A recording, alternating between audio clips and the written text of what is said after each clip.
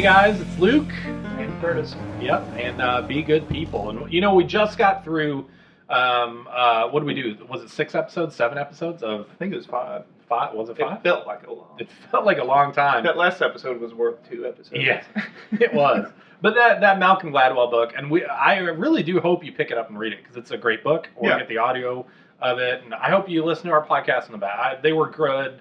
I was happy to do them. Happy to have those conversations. Yeah. But honestly, it kind of like drained me mentally, didn't it? I think we asked Monday, hey, what are we going to talk about? And then as the week went on, I'm like, I don't know. Well, and I felt like we covered so much. I mean, we talked about interrogation techniques. We talked about sexual consent. We talked about policing. We talked about racial relations. Yeah. I mean, like, it was pretty crazy. So that was it was good to do that series. I'm happy that we did. Yeah. We want to do another book in the future. Yeah. But today I wanted to talk about, it's end of June. Yeah. We've got an election this fall. Mm-hmm. And honestly, I do want to talk about it. And I don't think either of you, you or me, want to jump out and endorse a candidate. No, you know what I mean? I'll like, probably never. Maybe I did it like when I was younger and a little less equipped, like knowing the landscape, everything. But like I've come to the conclusion, I'm not going to endorse a candidate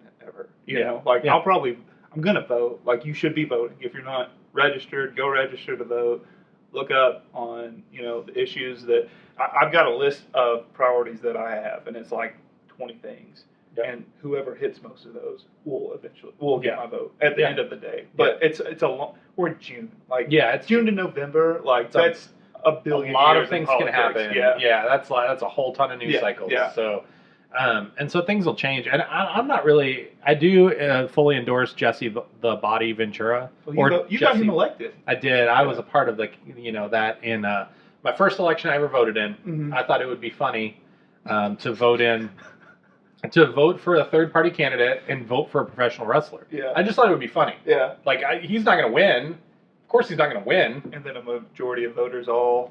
Everybody had my same idea. Hey, this would be really fun. Oh, what have we done? And then we ended up... He shut down... he wanted to legalize prostitution in Minnesota. I'm not a hater on that. I'm now on record for that. But I'm not a hater on legalized prostitution necessarily. Yeah. I think we can... it could be made safe. It's not necessarily a great lifestyle for people, but whatever. We don't have to talk about that. But the other thing he did, his other big push. Yeah, I'll just drop that in there. Comment below. Let's see it, Father Tom scoop. But one of the things he did push forward was in Minneapolis we've got the metro area is gigantic there. Minneapolis, St. Paul, it's a huge metro area. Yeah, you took me there. It's like in Atlanta. I mean, it's not as big as Atlanta. It's like the maybe 5th largest metro area in the country or something. Was it Twin Cities? It's 2 cities, so it's big. Yeah. And so we've got 2 interstates that come through there, and then a big wraparound loop. It's a lot of traffic. And so we have confusing on-ramps to get on the interstate. Yeah. Have the little, they like go red, yellow, green. You go, one car goes, then red, yellow, green. One car goes. So Jesse Ventura didn't like it. He didn't want to live in the governor's mansion because he thought it was a waste of taxpayers' funds. So he listed it for sale illegally. He wasn't allowed to, so they shut it down. But he tried to sell the house without talking to anybody. Yeah. Had an agent list it and everything. And then the other thing he did was, since he was commuting in from outside the city, he didn't like those. Get rid of them. He shut them all down. The whole time he was in office, those were shut down.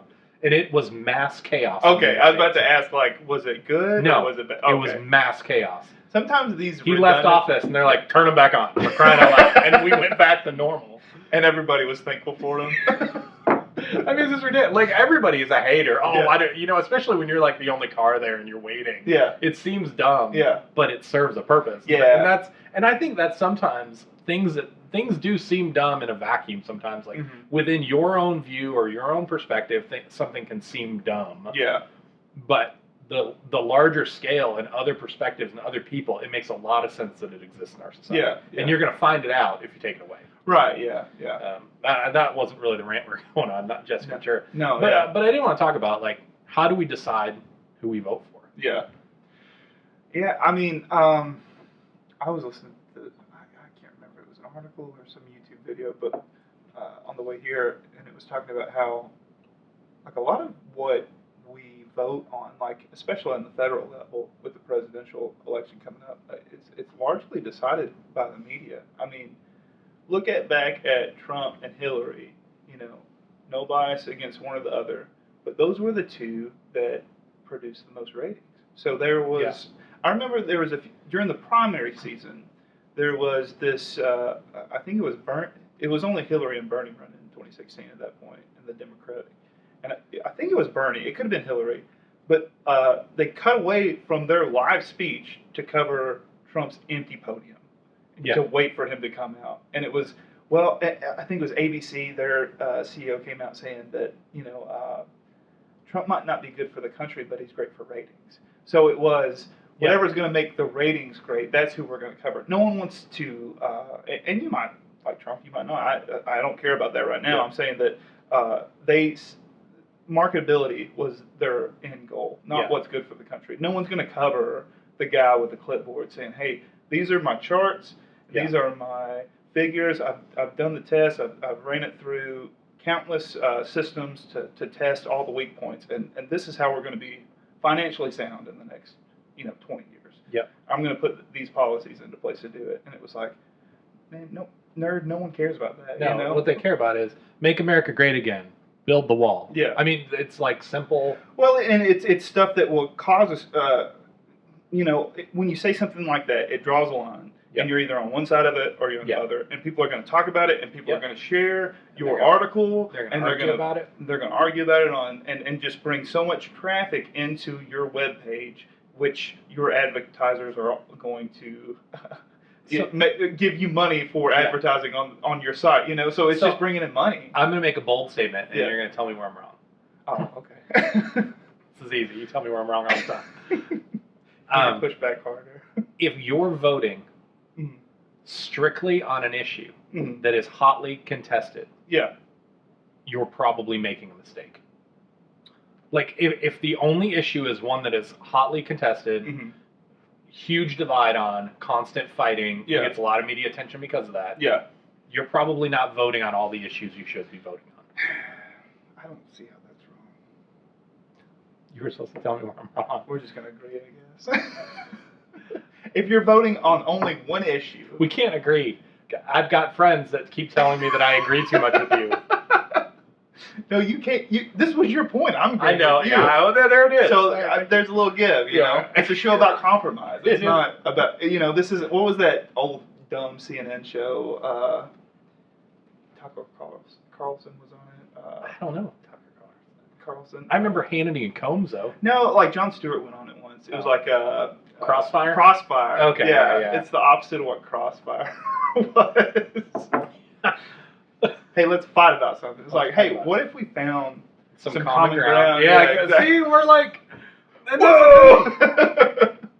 And we were talking the other day, and we won't get into it in this one because we are going to talk about it in a future episode. But we were talking about some conservative, I was like, hey, I've got friends, because I've got some friends that reach out to me, and they're like, I wish you would stand up for conservative issues more. Like, you're just, and I'm like, no, I'm interested in the conversation. Well, that's what you were saying. Like, if you're voting on issues, just a single one or just two, then it's very like, eyes right up on the paper rather than backing up and say, well, how is this going to affect here and here, or what causes these issues to be an issue? Are there streams that pull into this river that we can maybe fix one of these two, and then we don't have to worry about the flooding because it's we've taken care of it upstream. It's like. No, and I think you're right. I think but we were talking about some issues, and I don't even remember what they were. But like, I know that we're different on some stuff. You know what I mean? I'm a very pro-life guy. Yeah. We haven't talked about that on the podcast. No. But the thing is, though, the problems that are upstream from the choice of getting an abortion. Yeah. If we can fix a lot of that, we change a lot of the downstream, and I understand that, and I can acknowledge that. I do too. Say, let's discuss this stuff then. Yeah, it's like, treating the cough rather than, the viral infection. Yeah. Like at some point you have to go beyond the symptom and find what the disease is, because otherwise you're just going to have the symptom nonstop. But the news is going to come out, and they're going to tell me who's pro-life, who's pro-gun, and who's pro-business. Yeah. They're going to tell me that. And those all tickle my ears. Yeah. Because those are all things I am, okay? I'm not actually pro-gun. Well, I don't want to have a gun. I want other people to have guns. Really? Too. Well, actually, I don't want other people to have guns. Really? I don't know. That's a tough one for me. I've got a gun on order. Yeah. Well, no, and I know that's, but I'm not pro. I have a carry permit. You know what I mean? Everyone wants guns right now. I always meant to have a gun. Yeah. I think everybody should have one, to be honest. And I say that with like, realizing the issues that could cause. I think every competent person should have one. Yeah. And just like you should have a driver's license, you should have a license to a course needs to be taken to where they're like, okay, you're not insane. Yeah. You're not, you're not showing signs of potential mental breaks. Yeah. That's kind of... There should be some smart procedures in place to vet people. We don't just let people behind the wheel of a, 1,000 or however many tons of steel and I'm not afraid by guns at all. But I know this. I'm not a good shot. I did my carry permit back when now you can just in Tennessee get your gun permit online. It's craziness. But anyway, when I got my permit, I actually had to go to a gun range and do something, and they told me that's what I did. Good enough. Yeah. And I went and I borrowed a friend's target pistol. It is made for accuracy. Almost no recoil, shooting a 22. I took the safest possible handgun to win, and mine was close. I was on the line. I am not a good shot at all. And what I found, though, I am really good with my words. Now, if you talk to me, I can argue not even my point and do a pretty good job. Yeah. I'm good with wordsmith.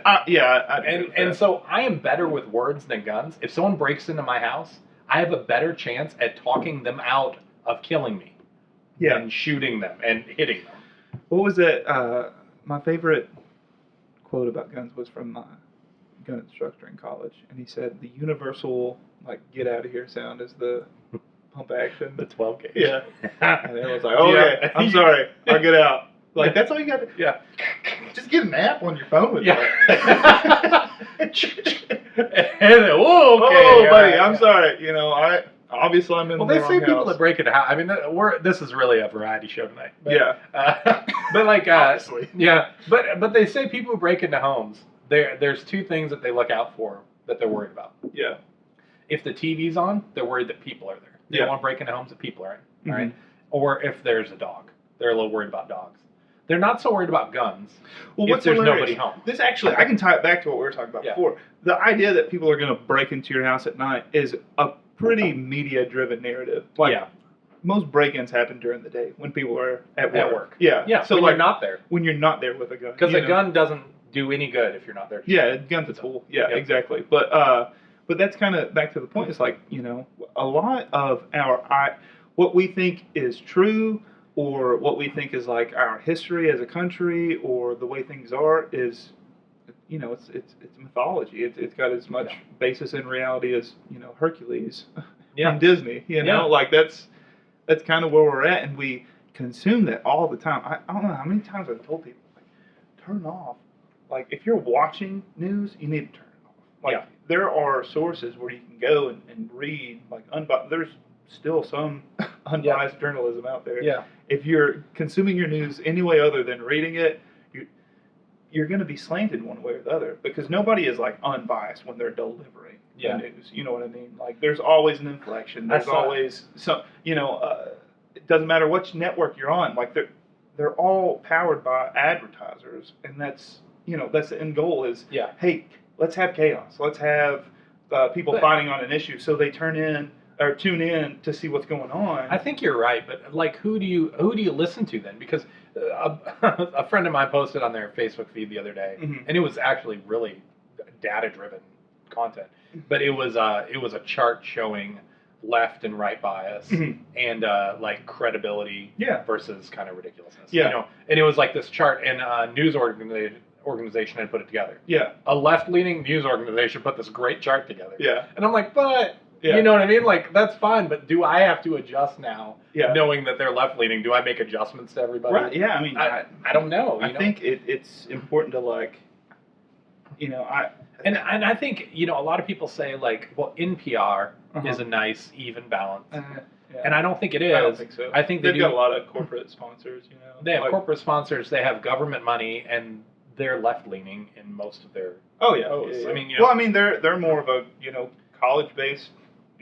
People with college degrees tune in there and they donate there. And that's not anything. Derogatory to people without them.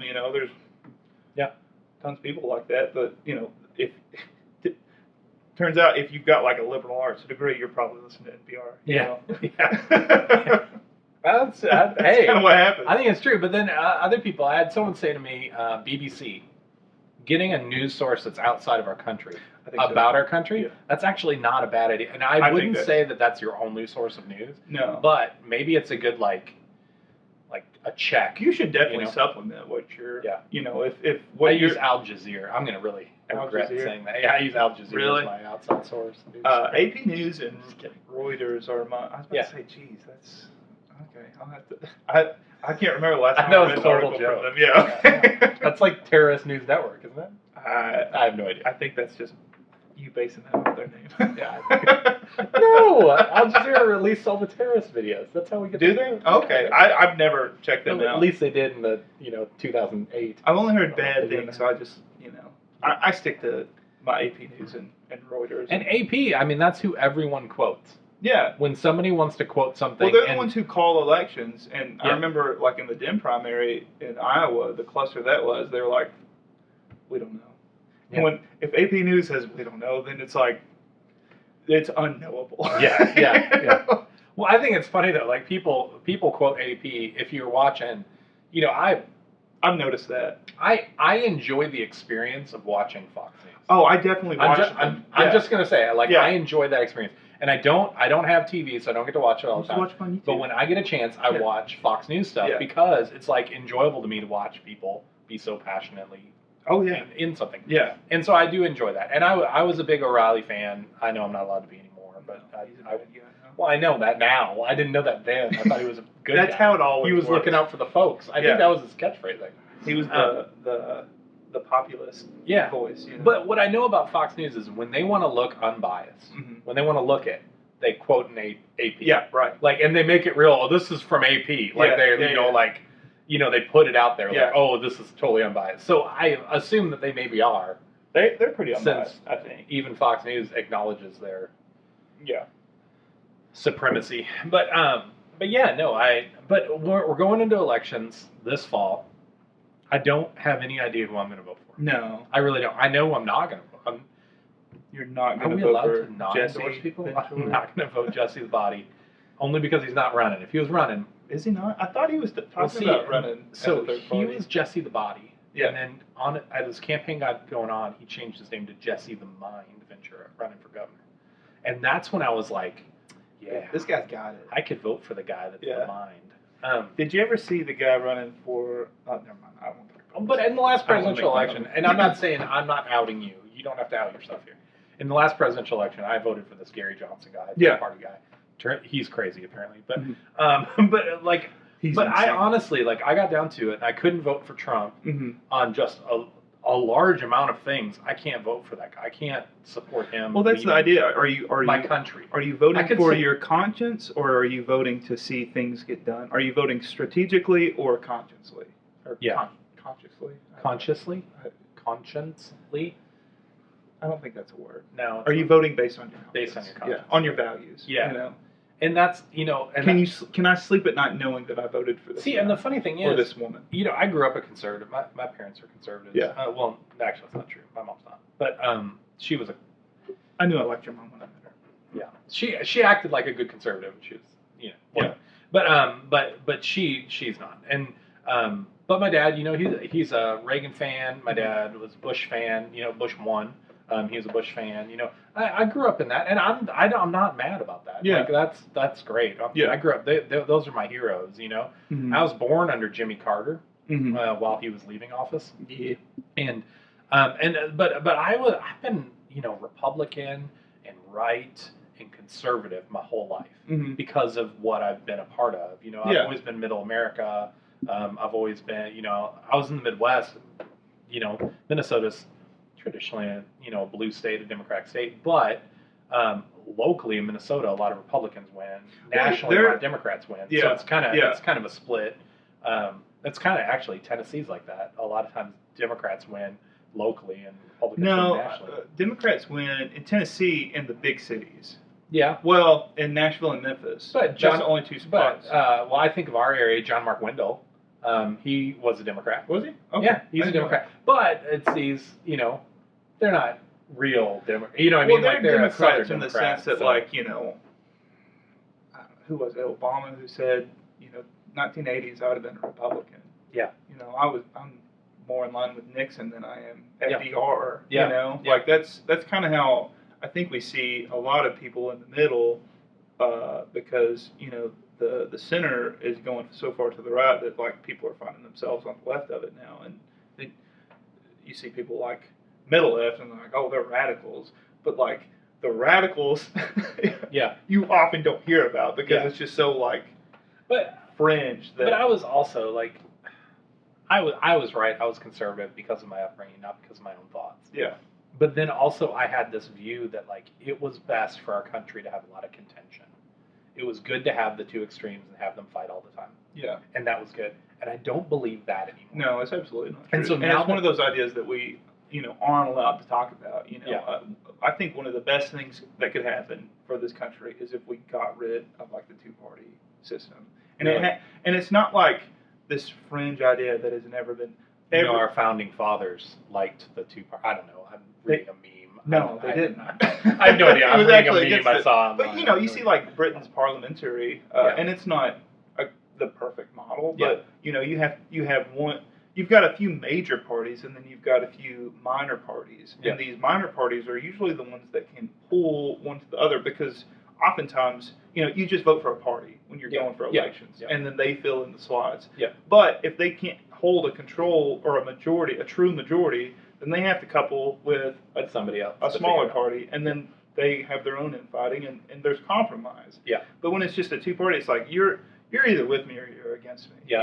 One side's going to win and one side's going to lose. And whoever has the most, we get whatever. Winner takes all. Yeah, exactly. All. So and in those, so that would be an easy step, the easiest step to go to. But a more radical idea. It's not radical. I hate saying that because I like the idea of it, but it's got a negative term to it. Yeah. But a more progressive way to look at elections would it's called the ranking vote. Okay. I forget the name of it, but it's so if you got 5 parties or 5 candidates running and you vote, this is my number 1 guy, this is my number 2, 3, 4, 5. And then if your number 1 guy doesn't get enough votes to pass the threshold, then all those votes, my vote then goes to my second choice. And if that guy makes it, that way you feel at least you're a part of the process rather than you either get a W or you get an L. You know? And in that sense, you can take funding away from just these 2 parties. You can fund other ones, and it's more determining what people want rather than how much money one of the 2 parties raised and could advertise more.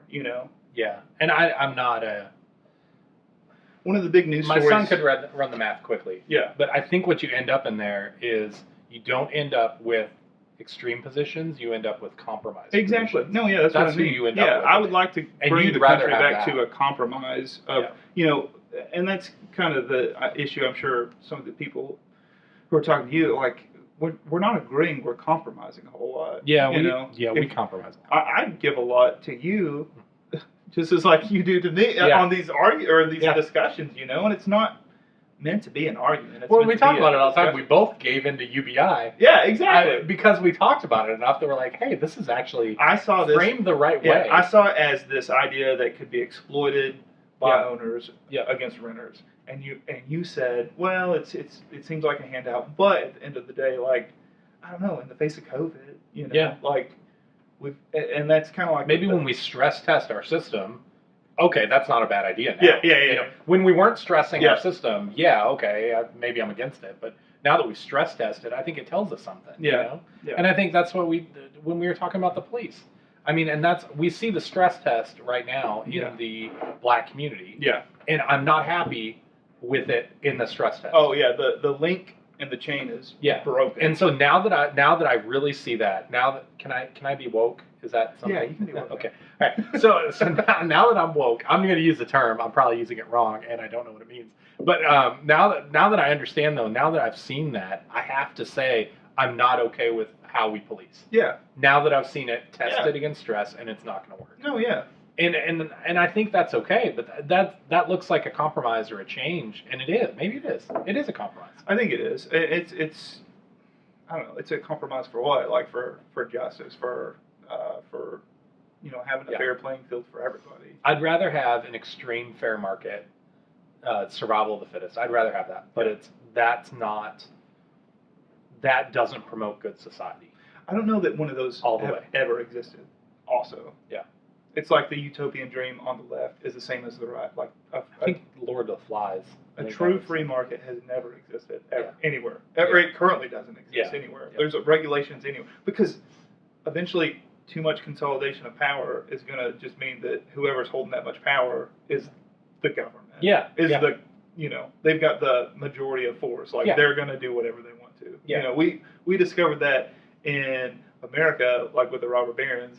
And like with the my favorite history lesson that I learned was that our time zones were not decided by the government. It was the train owners. I think it was like 4 major train owners decided, the trains are coming. Trains aren't reliable because this patch of land is on Central, and this one's Eastern, and this one's Pacific. We're just going to decide these 4 areas, and like that's what the time zone is. And the government's like, you can't do that. Well, we did. Yeah. And they we did. It. Yeah. And so it's like, well, then the government's like, we can't let that kind of power be there. So, they kind of went after him a little bit. But, I mean, that's what's going to happen. Yeah. Either the government is powerful or singular private people are powerful. Yeah. That's kind of like, everyone's crapping on Bill Gates for the COVID stuff, which is a little bit conspiracy ridden. But I'll crap on him for the education fiasco that we've got right now. Like the No Child Left Behind was kind of based on his, we're going to judge teachers based on test scores, and it's like, well, that's really not a great way. Like the teachers are saying, hey, that's a bad model. We shouldn't be doing that. Yeah. And they're like, no, we know best. But like, it was controlled by him giving grants to schools that enacted his policies, and he's got so many billions that of course you're going to enact those policies. Yeah. When you've got because of the money coming, the thought process behind it follows. Yeah, we need new. Chairs in our auditorium, or we need new computers. Of course, we're gonna, we've got a starved system. A starving man has no morals, definitely. No, and that's, I've actually never really thought much on that. But you're right. I mean, the education system right now, if the resources aren't there, they're going to go with whatever gets them resources. Exactly. People are going to line up behind resources. Yeah. And it makes me. We talk about Bill Gates, because he's a wealthy guy. He's done well. He has opinions and he acts on them. I actually do like that about him. I do too. Yeah, he's an activist and he does move forward and things. Everybody's a lot of bad ideas. Yeah, exactly. You know what I mean? And that's whatever. But like, but we look at like, Amazon's the new Microsoft, right? Yeah. I mean, Jeff Bezos is the new. He's the richest guy. He's going to be our first trillionaire. Is that what I read? That's the projection. He's on track to be our first trillionaire ever built out of the United States. And so like I mean, how much input does he get to have because of that? Yeah, exactly. How can he can those big corporations can grant that money? Mm-hmm. I need to stop because I'm about to turn into a full-blown socialist here if I don't watch it. Can't do that. I got conservative friends that are counting on me. Like is conservatism though? Like what is that? Like is it? Are you conserving morals or? Yeah, I mean the conservative really is someone that looks at traditional social we values. Have built up to this. We're stable, and it's taken a long time for us to get to the stability. We've got to hold on to that. Yeah.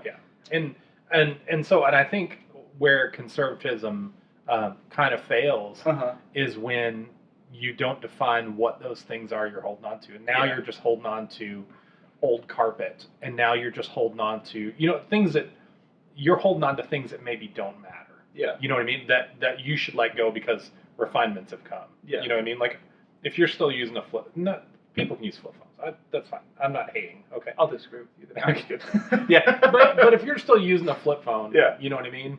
And because You that's can use the way a flip it should. phone. You can use a flip phone. That's fine. But you shouldn't be like talking about technology, making decisions on technology if you're still in that road. You know what I mean? Yeah, exactly. There's a lot of congressmen with flip phones. Step back. True. So step back from those talks. You know what I mean? Just say, well, I'll go with what you guys say because I'm not in that room. You know what? I'm obviously way behind on this. I'm using steam powered, and you're there with your fancy new coal powered, engine or what? We're at electric, right? oh, whatever. Whoa. Calm down. Yeah. But no, I think, all this stuff, we're gearing up for an election, and that's what I want to talk about. We're gearing up for election, and we all make that decision based on some sort of metric. And I hope we're not making it based on really the stuff that our media is putting forth that pits two armies against each other. Yeah. Those issues. If you're making it on that issue, you need to consider some other ones. Yeah. I think. It's got to come. Everything's built from the bottom up. It's not going to come from the top. I read this article today that was like, if I was on that side, I'd be really happy about it. But it's kind of disheartening. They were celebrating that Joe Biden, for the first time this whole election cycle in May, outraised Trump in his campaign raising. But that's the metric that we're deciding who's winning is, well, he's bringing in more money. It's like, okay. So money is what decides at the end of all this, because whoever has the most money can roll out the most advertisements, make you think the way they want you to think, or scare you from this guy. This guy's a boogeyman. The biggest issues we have in our country right now happen in the places where there is not enough money. Yeah, exactly. I mean, that was one of the few things that I vote on is what is your plan to get internet out to rural areas? What's your in the back of my mind is my Clark Range roots is these people are, you either leave Clark Range or you sit and commute somewhere, or you're sitting in poverty and you're turning to drugs. Yeah. And it's just these little pockets, and there's for every New York City, there's 5,000 Clark Ranges. There is just so much poverty spread out throughout the country, and it's because they're disconnected. How are we going to connect these people? We've got the resources to where we can connect them. So, I don't know. And you're a fringe candidate if you're we should get internet out to these places. If that's socialism. That's who's gonna. Why would any business go do that? You're gonna make a business do that. It's okay. What was the TVA for? Why did we run electricity up through the Smoky Mountains? Yeah, and the sad thing is, that issue comes up, and you're like, well, yeah, I like that, but are you pro-life? Hold on. Right. You know what I mean? Yeah, exactly. I mean, that's not a bad question, and I don't mind answering it. But is that because you're gonna say, hey, these great ideas you have, they're garbage if you're not with me on this? And it's I told you off camera. I've got a buddy that he's pro-life, and I'm pro-life. So we line up on a lot of things. But he was a big Trump supporter, and I was not, and I still am not a Trump supporter. And so but he was talking about how Trump was pro-choice before he was pro-life. Yeah. And so I'd mentioned that, and he said, and this wasn't in response to me, it was in response to somebody else, but he said, I'm interested in the person that pushes forward the pro-life agenda more than I am, even if that's somebody that's not doing it with integrity. Yeah. I'm more interested in supporting him than I am a person with integrity that's not actually pushing forward. I don't know, maybe I've always been the one who would say vote strategically, but it's become clear to me that the person in the office is kind of the person with the megaphone on the morality of the country. What is permissible? Well, if the president's doing it, I can do it too. And in that sense, maybe the federal presidency role has become a little redundant, and we need, I don't know how many times I have to say it. It's just zoom back and look at your local elections. That's the elections that are decided by 50 votes. Yeah. But I think maybe more than anybody in history, Trump has used his platform as a megaphone.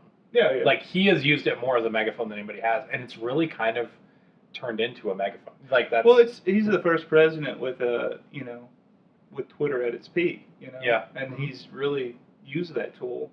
Yeah. For better or worse, but I mean, it's the most vocal Yep. that any president has been outside of like FDR's fireside chats. We are we access his brain more than any other president exactly. we've ever had. No, yeah. I mean, we have full access to what he's thinking all the time. He lets us know. Yeah. It's not good, but he's letting us know. I'm glad you said it. Yeah, I don't mind saying People it. People know what I'm going to say. Yeah. So. But no, So what do we get out of this? I like integrity. Yeah. And so when I'm looking, honestly, I'm a single issue voter. Yeah. What's that? How closely aligned are you with President Bartlett from the West Wing? Oh yeah. And the closer you are to him, he was a good one. He compromised on things. Yeah. You know what I mean? Like he made compromises to push ahead good social agenda, and I like that. Yeah. A lot. Yeah. Well, a lot of this stuff is like the media plays a big narrative, because Obama was just the worst leftist socialist president we ever had. If you put his actions up against like W. Bush's, yeah, they're a lot. Yeah. He's not my favorite president by a long shot because of, he went on 2008 as change, and yet we still had deportations out the wazoo. Yeah. We ramped up our drone program. It's like, this is not what we wanted. But it was stable, he was stable. But wasn't he? I mean, he could sell himself just as good as Trump could. I mean, I'm not going to equate the two. No, I think there's a vast difference. I think Obama is one of the just most. I don't know what you would call it. Politically. Yeah. He is something we haven't seen for a long time. Yeah. And close to what like Reagan and Trump, they're both celebrities. Obama wasn't a celebrity. He just rose through quickly. I forget which. He's a great politician. Yeah, no, that's what I mean. He just had a gift with speaking, and people could relate to him, and he knew how to relate to you, and he got stuff done that he said he would do. Not everything. There's no politician who's going to solve all the world's problems, but at the end of the day, I mean, full circle, we come right back to Jesse the Body Ventura. Did he get everything done? He shut down some lights, some stoplights. He said he was going to do it, though. He did. He said he was going to do it. Did he sell the governor's mansion? He tried to, but he did not. He did. Wow. No. See, but he never lived in it. He refused to live in it. I can respect that. Yeah, I mean, it's what do we say that our public servants should be living in mansions? That kind of elevates him a little bit. He liked where he lived. He liked the suburbs. That's good. That's respectable. Yeah. Well, all right. Well, I think we're wrapping up. But I've enjoyed this discussion. We'll come back with some meaningful book talk next week. Yeah, we will. We will. We'll have something. But I want to encourage people as you're looking forward to voting. What are the issues you're voting on? You said you had a list of 20-ish. Things that you look at, and how close do you get to this? Make that list of 20. Don't make that list of 2. Yeah. Don't make that list of 3. And because that puts us right where they want us. Yeah. So it was funny. And this kind of is an add-on, but and then close us out. There was a I will. There was this a lot of hubbub about Rage Against the Machine here lately on the internet. You know who that band is, though? I know who they are. So they spoke out about politics, and some guys I'm going to be 40 this year. Of course I knew. That's what I was just hoping. But they were saying, hey guys, why don't you stick to your music rather than talking about politics? Like, what band were you listening to? That's all their lyrics is just they're a political band, that was just who they are. Yeah. But we're so driven, my music has to be, on my side, or I can't listen to it. So maybe we get rid of that a little bit too. That's where we're at right now. It is. Yeah. Hey, shut up and dribble. Hey, shut up and play guitar. Or hey, shut up and do whatever you do normally. Yeah. You get to vote, but you don't get to talk about what you want to vote about. And I think once that's the whole goal of this show is the people telling you, hey, you can't have these conversations are they probably have a little bit of agenda behind that. It's it's better for us if you don't talk about it. Because collectively, in our communities, we can figure out how to protect each other a little bit better. What was it last week? They were saying turns out we're really good at policing ourselves rather than Yeah. having a gun pointed at us all the time. Like that's Yeah. kind of the idea that we're trying to push. Yeah. Yeah, I think that's, for whatever this episode's worth, that's kind of the point we're wanting to make. Yeah. Is let's come together a little bit more. And thanks for joining with us. Comment below. Reach out to us. We'd love to know what you think on all this, and election stuff coming up, but also what kind of issues are important. What should we be looking at? We always want that kind of conversation. So Absolutely. Comment that below. That'd be awesome. See you guys next week. Hey friends, I hope you enjoyed the discussion here, and if you did, go ahead and click that like button. That helps us out. Also, if you're not a subscriber, you should be. If you subscribe and hit the bell, then you get a notification every time we post new content. That way you can stay up on all the discussions we're having. If this conversation resonated with you, maybe share it with a friend over on social media. And also, we've got some other videos, so feel free to check those out and join in anywhere.